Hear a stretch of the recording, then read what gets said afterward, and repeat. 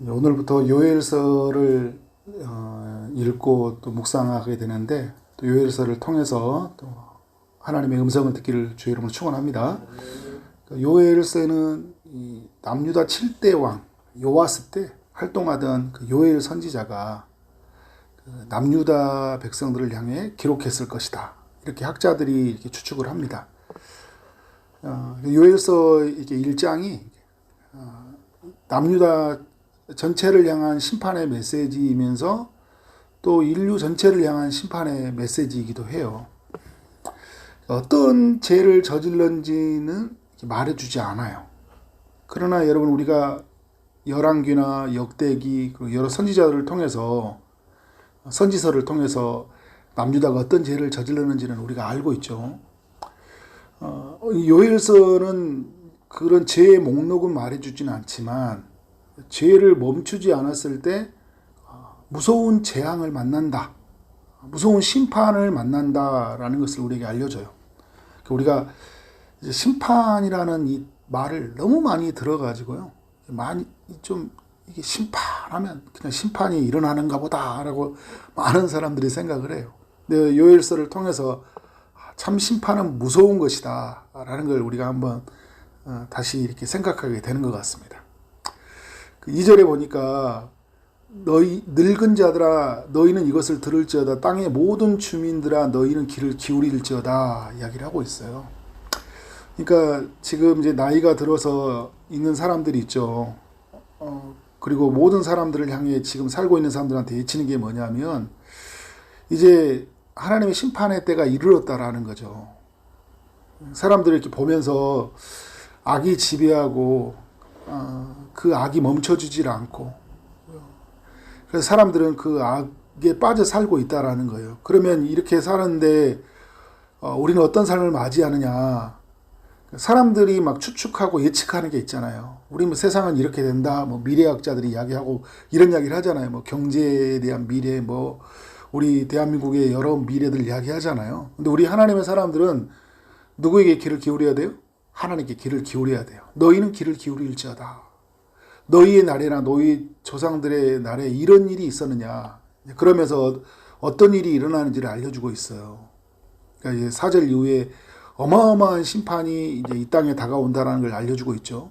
그런데 이 이야기를 지금 나이가 든 사람들, 그리고 모든 사람들, 지금 시대에 사는 사람들만 이것을 알아야 되는 게 아니라 3절에 보니까 이 말을 너희 자녀에게 말해주라는 거예요. 그러니까 오늘 지금 들었던 이야기를 자녀들에게 말해주고, 그 자녀들은 또 자기 자녀에게 말하라는 거예요. 그리고 그 자녀는 후세에게 말해라. 그러니까 지금 이거는 그 남유다 7대 왕이었으니까 그 시대를 향한 예침이었고, 그 이후에를 향한 예침이잖아요.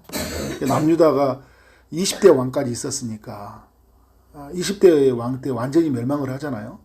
완전히 멸망하지만 사실은 그것은 전초와 같은 거고, 어떻게 해요? 인류는 어마어마한 심판의 때를 이제 맞이하게 되는 거예요. 그래서 여러분, 우리가 다음 세대에 대해 이야기할 때 세상은 좋아질 거야 라고 이야기, 어떤 우리의 삶 속에 긍정적인 측면도 어떤 면도 있습니다. 그 긍정적인 측면은 뭐냐면 우리가 주님 안에 있을 때가 긍정적인 측면의 이야기예요. 그러나 여러분, 우리가 말씀을 들여다보면 결코 긍정적으로 측면으로 말하지 않아요. 세상은 곧 멸망한다 이렇게 이야기를 해요. 근데 이 이야기를 다음 세대에게 이야기해 주라는 거예요. 우리 자녀들에게, 우리 주일학교에게, 그리고 이제 발을 딛는 사람들, 신앙생활을 하는 사람들에게. 심판을 말하면 이 사람이 교회 생활을 못하는 거 아니에요, 여러분. 죄에 대해 무서운 심판을 알아야 되는 거예요. 그리고 그러면서 우리를 구원해 주신 그 하나님의 사랑이 얼마나 큰지를 아는 것은 너무나 중요한 거죠. 4절에 보니까 어떤 재앙을 우리에게 소개해 주고 있습니까, 여러분? 팥중이가 남긴 것을 메뚜기가 먹고, 메뚜기가 남긴 것을 느치가 먹고, 느치가 남은 것을 항충이가 먹었도다, 이런 이야기를 소개해 주고 있어요. 여러분, 이 4절에 나왔던 팥충이, 메뚜기, 느치, 항충이는요, 여러 곤충을 말하는 것 같지만 모두 메뚜기과들이에요. 무슨 말이냐? 메뚜기 재앙을 소개해 주고 있어요. 그러니까 메뚜기가 남유다 땅을 완전히 휩쓸 것이다. 이게 이제 실제적인 의미냐, 이게 어떤 상징적인 의미냐라고 말할 때는 두 가지 다 의미를 담고 있어요. 실제로 메뚜기가 임했다라고 이야기도 해요. 그런데 여러분 이제 우리가 역사를 살펴볼 때, 이건 여러 또 의미가 있다. 그러니까 이게 이제 어떤 상징적인 의미가 있다라는 게 뭐냐면, 여러 나라들이 어떻게 해요? 남유다를 짓밟았잖아요. 바벨론이, 그죠? 페르시아가, 헬라가, 로마가 세상에 어떻게 해요? 이 남유다 그리고 하나님의 백성들을 짓밟았으니까. 그래서 이거는 메뚜기들이면서도 동시에 어떻게 해요? 메뚜기와 같이 강력한 심판이 이 땅에 임할 것이다라는 것을 이제 말해주고 있는 거죠. 여러분, 우리가 메뚜기 심판을 생각할 때 그 애굽에 내렸던 심판을 생각할 수 있거든요. 애굽에서 뭐 나일강이 피로 바뀌는 뭐 여러 심판들이 있었는데, 그 메뚜기 심판은 8번째 임했던 심판이에요. 8번째 임했다라는 건 뭐냐면 매우 강력한 심판이었다는 거예요. 왜냐하면 심판은 더욱 강력했거든요. 그래서 흑암의 심판이고 마지막에 장자 심판으로 끝나잖아요. 그러니까 메뚜기는 매우 강력한 심판인데 그게 애굽에서 내렸어요. 근데 그 애굽에서 내린 심판을 오늘 요엘 선지자는 어떤 이야기라고 했냐면, 자기들은 안전하다고 생각하고 나는 이런 심판을 맞이 아니할 거라고 생각하고는 남유다에게 말을 해주고 있는 거예요.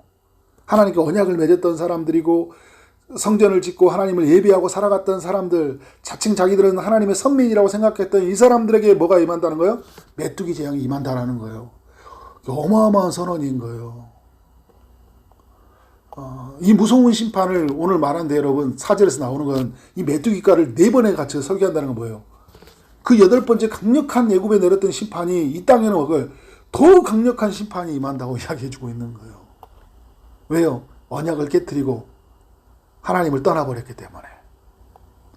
죄를 지는데 죄를 멈추지 않고 돌아오라는 메시지를 하지 않고 있기 때문에 하나님은 이런 준엄한 심판을 맞이한다는 것을 이야기해주고 있는 거예요.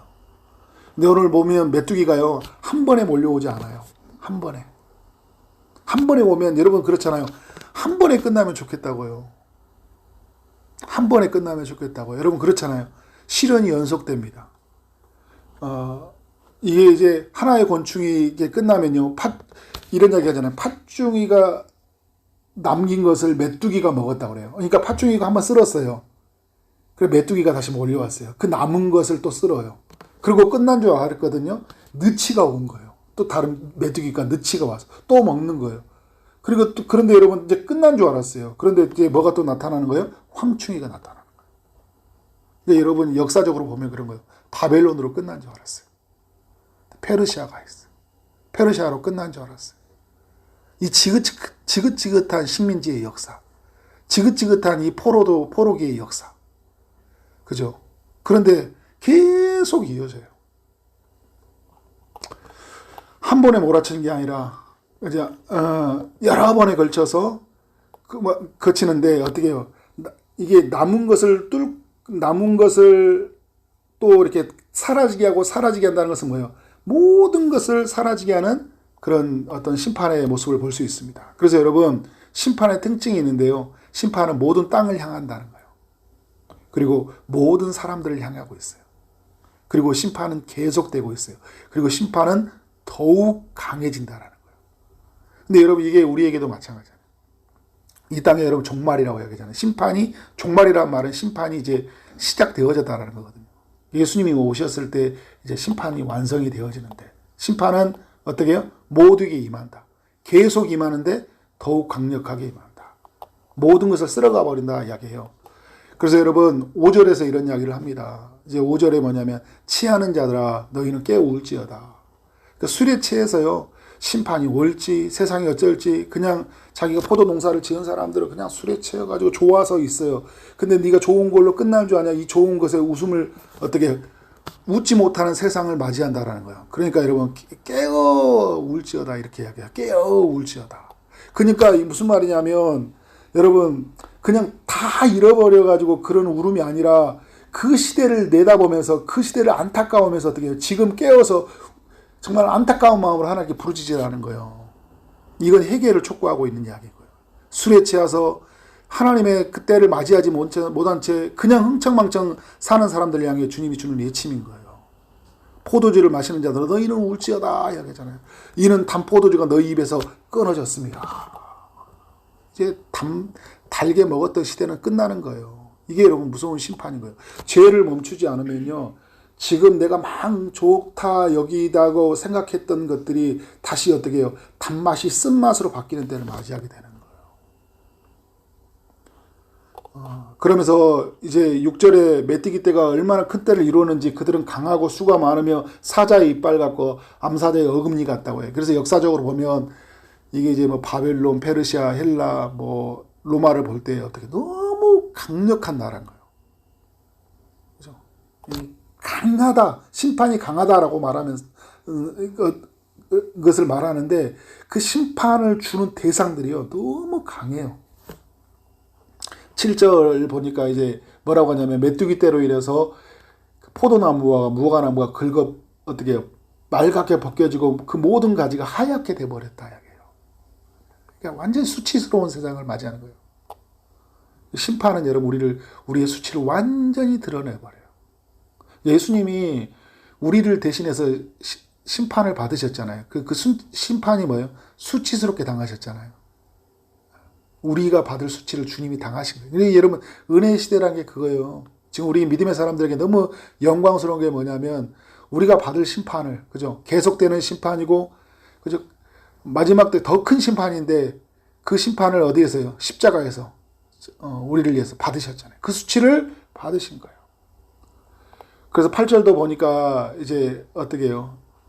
메뚜기 떼의 습격으로 해서 나라가 이제 경제적으로 영적으로 완전히 충격을 받는다라는 걸 말하고 있어요. 그래서 그 결혼한 남자를 잃고 애국한 같이 처참한 일들이 일어날 것이다. 9절에 보니까 곡식이 떨어져서 이제 어떤 세상을 맞이하냐면요, 제사장들이 성전에서 끊어졌다고 하잖아요. 소제와 전제가 여호와의 성전에 끊어졌다. 무슨 말이에요, 여러분?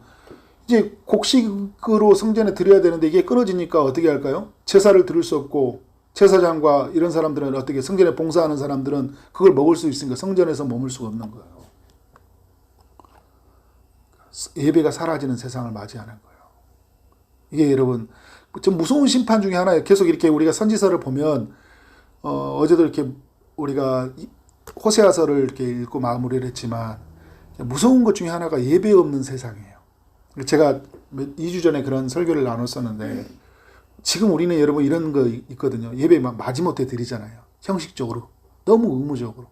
근데 이렇게 드리지 못하는 세상도 맞이하는 거예요. 예배 가는데 이렇게 교회 가는데 이렇게 힘들어. 여러분 나중에는요 가고 싶어도 못 가요. 꼼짝을 못 합니다. 못 가게 세상이 막아버려요. 모든 통제 시스템으로 막아지든지 내가 꼼짝을 못 하든지. 그러니까 여러분 이게 뭐 여러분한테 뭐 무서운 이야기 주려고 한 게 이게 성경이 말하는 이야기예요. 성경이 말하는 이야기. 그러니까 지금 있을 때 어떻게 하는 거예요? 지금이 은혜 받을 때이니까, 그죠? 하나님이 내게 은혜 주실 때 더욱 예배를 사모하고, 그죠? 어디든지 하나님을 경배하고 그런 마음으로 우리가 늘 이렇게 훈련되어 있어야 돼요. 그걸 맞이할 준비를 하고 있어야 된다는 거예요. 근데 여러분 11절에 이제 이런 이야기를 하잖아요. 농부들아 이야기하고 있잖아요. 5절에서는 치하는 자들아 이야기하는데 농부들아 이야기하고 있어요. 11절에. 이제 포도원을 가꾸는 이 농부들을 향해 말하는 거예요. 곡할지어다. 너희 이렇게 막 심고 너희 가꿨잖아. 너 다 없어진다 이야기해요. 농부들에게 너무 허망한 소식이죠. 그 여러분 우리가 여러분 직장을 다니고 여러 일들을 하지만 우리 이렇게 뭔가 그 좋지 못하는 그 슬픈 소식이 있을 때 우리는 여러분 그걸 보면서 어떻게 막 불안하고 전전긍긍 하잖아요. 하나님의 사람들을 보면 왜 이런 일이 일어났을까? 그죠? 그게 만약에 죄의 문제라면 어떻게 할까요? 철저히 회개하는 거예요. 부끄러워할지어다. 부끄러워해. 14절에 이야기를 하고 있어요. 그러니까 11절은 농부들을 향해서 말하고요. 포도원을 가꾸는 자들을 향해서 이야기하고 있죠. 13절은 누구를 향하고 있어요? 제사장들을 향하고 있어요. 그러면서 부끄러워할지어다 곡할지어다 라고 이야기하고 제사장들에게서 뭐라고 합니까? 굵은 배를 덩이고 슬피 울지어다. 예비 없는 세상, 다 무너진 세상 앞에서 시대를 보여주면서 지금 이 시대를 살고 있는 사람, 그러니까 앞으로 맞이할 심판을 보이면서 지금 살고 있는 사람들에게 말하고 있는 거예요. 굵은 배를 덩이고 슬피 울지어다. 이게 무슨 말이냐면 회개하라는 거예요. 철저히 회개하라는 거예요.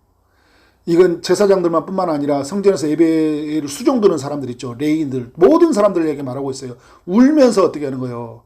굵은 배를 입고 밤이 새도록 누울지어다. 회개하라 하는 거예요. 나라를 위해서, 여러분 이 땅에 무너진, 죄로 무너진 나라를 보면서, 우리 가정을 보면서, 내 인생을 보면서, 우리 공동체를 보면서 어떻게 하는 거예요? 어떤 뭐가 잘못되는지 뭐가 판단하고, 그래서 또 다른 죄를 짓지 말고 어떻게 해요? 우리는 어떻게 해요? 살피우는 거예요. 이 시대가 문제가 있는 것은 문제 있는 내가 있다. 그 사람들을 탓하고 사람들을 그래서 원망하며 찾는 것이 아니라 이 시대의 죄를, 문제를 붙잡고 어떻게 하는 거예요? 나의 죄를 붙들고 하나님께 살피우는 거예요. 이는 너 소재와 전제를 너희 하나님 성전에 드리지 못함이라. 무슨 말인가? 제사 예배 없는 세상을 맞이할 테니까 하나님 앞에 철저한 해결로 나오라는 거예요. 그래서 14절에 선언하잖아. 너희는 금식일을 전항하고 성회를 소집해라. 그러니까 교회로 모이라는 거예요. 예배하는 날을 잡고 모이라는 거예요. 그죠? 이 땅의 모든 주민들을 너희 하나님 여호와의 성전으로 모으라 얘기하고 있어요. 그래서 어떻게 하는 거예요? 여호와께 부르짖을지어다 얘기하잖아요. 여호와께 부르짖을지어다. 우리는 여러분 기도 제목 뭘 먹을까 마실까 막 이런 기도 제목이잖아요. 그죠? 근데 이 시대의 죄를 붙잡고 다음 세대에 맞이할 그 어마어마한 심판의 문제를 붙잡고 죄에 멈춰지지 않는 이 세상을 붙들고 우리는 기도하는 것이 너무나 중요하다. 15절부터 너무 중요한 이야기를 해주는데요. 그날의 여호와의 일이 가깝다 이야기를 표현하는 건 뭐냐면 지금까지 맞이했던 네 종류의 심판보다 더 강력한 심판이 맞이한다라는 거예요. 그러니까 여러분 뭐 나라가 쳐들어오니 막 이런 이야기 있잖아요. 막 지진이 일어나고 막 여러 일들이 일어나잖아요. 근데 여러분 성경이 말해줘요. 마태복음에서도 예수님이 말해주는 뭐 사복음에서 말해주는 마지막 때에 일어난 일 이야기할 때 나라와 나라가 민족과 민족이 막 이런 표현을 쓰잖아요. 막 전쟁의 이야기를 해주고 전염병의 이야기를 해줘요. 그런데 여러분 마지막에 임하는 종국의 심판은 이 지금까지 세상을 것은 다 전조현상에 불과하다는 걸 알려준 거예요. 어마어마한 심판의 때를 맞이하는 거예요. 그날은 피해갈 수 없어요. 그것은 여러분 우리의 삶을 완전히 극명하게 바뀌는 날이에요. 어떤 자는 지옥으로 들어갈 것이고 어떤 자는 하나님의 영원한 천국에서 하나님과 사는 날을 맞이하게 될 거예요. 그러니까 여러분 우리 어떻게 해요? 그날을 맞으면서 예치는 거예요. 그리고 귀를 기울이고 하나님 말씀의 한편에 귀를 기울이고 그리고 오늘 2절에서 말씀했던 것처럼 2절 3절에 말하는 것처럼 어떻게 해요? 귀를 기울이고 3절에서 우리의 자녀들에게 다음 세대에게 이 시대를 향해 우리가 예치는 거예요. 우리는 말씀 앞에 서자라는 거죠. 우리는 깨어 기도하자라는 거예요. 우리는 죄를 회개하는 회개의 통곡의 예배자가 되자는 거예요. 그런 예배자가 되어지기를 주님의 이름으로 축원합니다. 아멘.